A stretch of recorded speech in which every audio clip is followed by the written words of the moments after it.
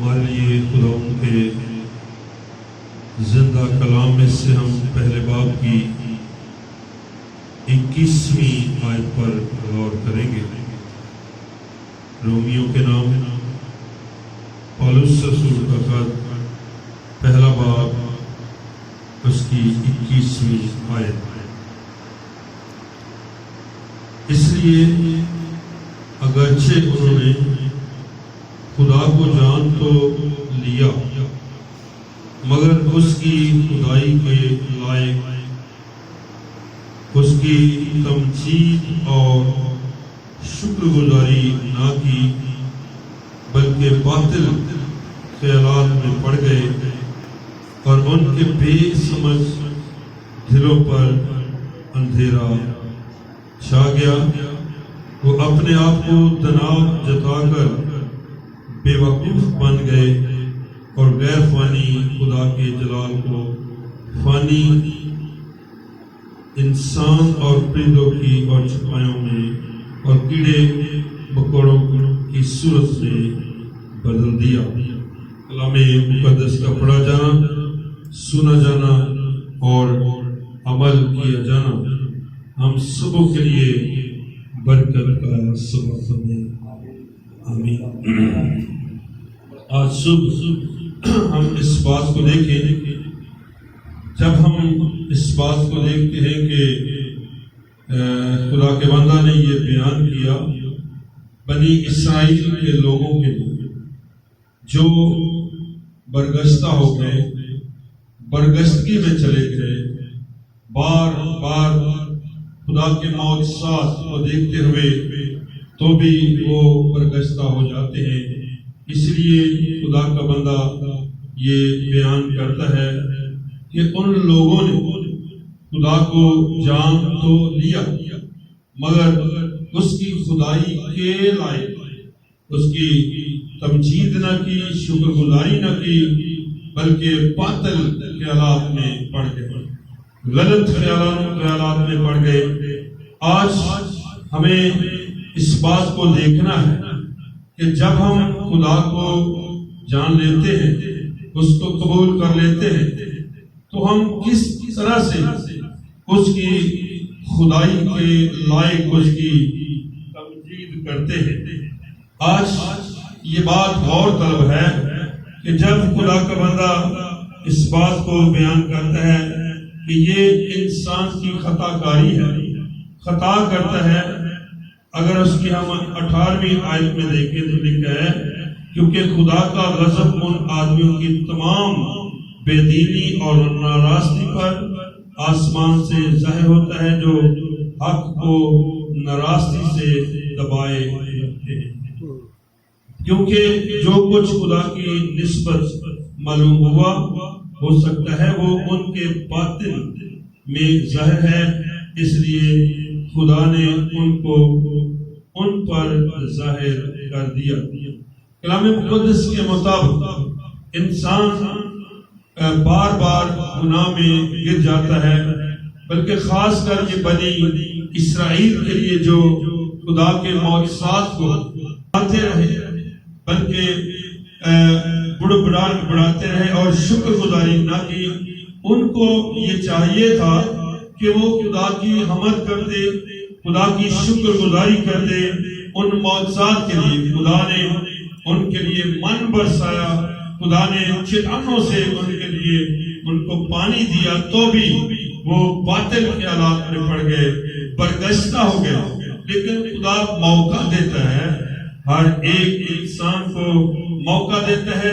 کہ وہ برگشتگی سے واپس آئے، وہ ان چیزوں سے واپس باہر نکلے، گناہ سے واپس نکلے۔ خدا یہ موقع دیتا ہے، لیکن بہت سارے لوگ جب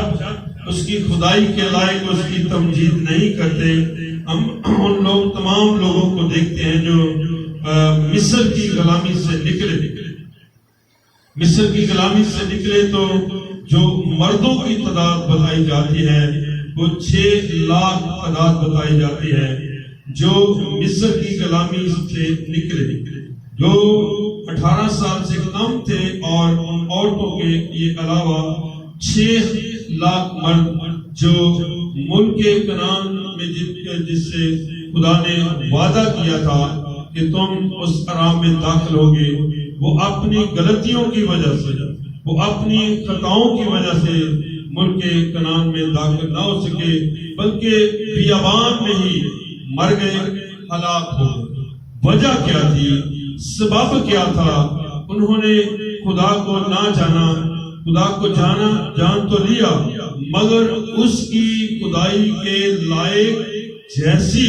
ان کو اس کی تمجید کرنی چاہیے تھی،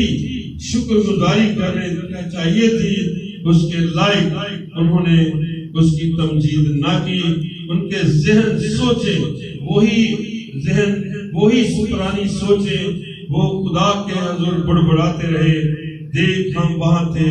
ہمیں اچھا کھانا ملتا تھا۔ ان کی سوچ نہ بدل سکی۔ وہ 6 لاکھ جو لوگ تھے ان کی سوچ نہ بدل سکی، بلکہ وہ باطل خیالات میں پڑ گئے، بڑبڑاتے رہے،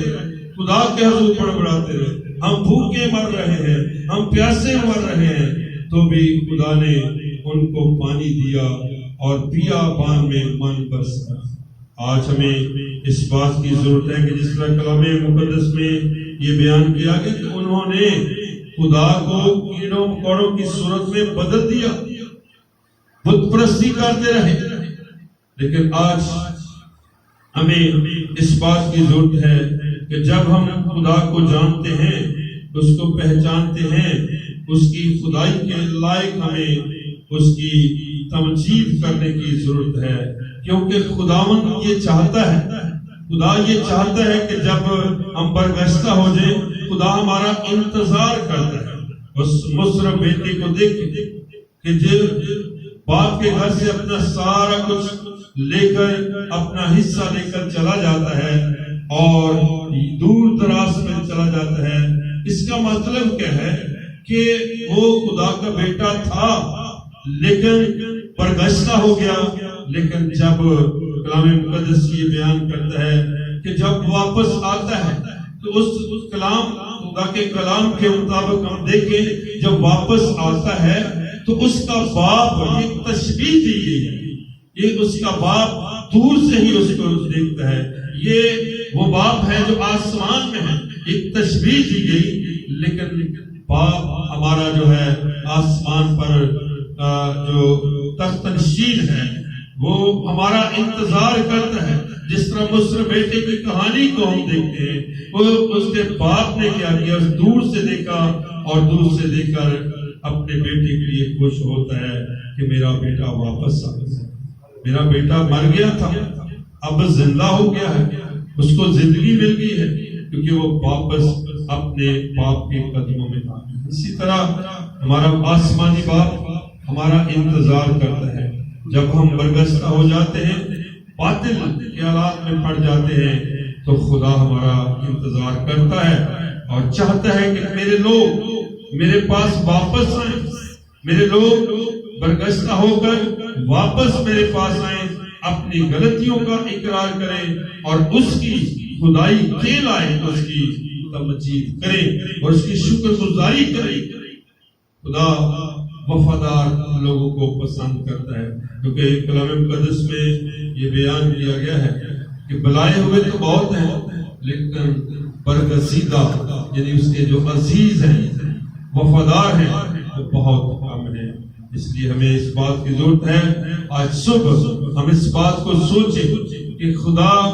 برگشتہ جو ہو جاتے ہیں ان کو